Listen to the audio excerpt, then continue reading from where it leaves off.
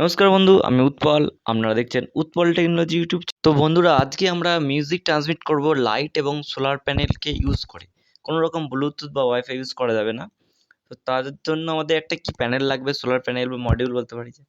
তো এই মডিউলকে জাস্ট একটা বোর্ডেতে সুন্দর করে ফিক্সড করতে হবে, স্ট্যান্ড করে রাখতে হবে জাস্ট। এটি একটি 5 ভোল্ট অ্যাম্পলিফায়ার কিট। এই কিটটাকে ইউজ করে আমরা কি করব, এর মধ্যে অডিও ইনপুট করব। সেই অডিওকে অ্যাম্পলিফাই করবে এবং একটা বড় স্পিকারকে বাজাতে সুবিধা।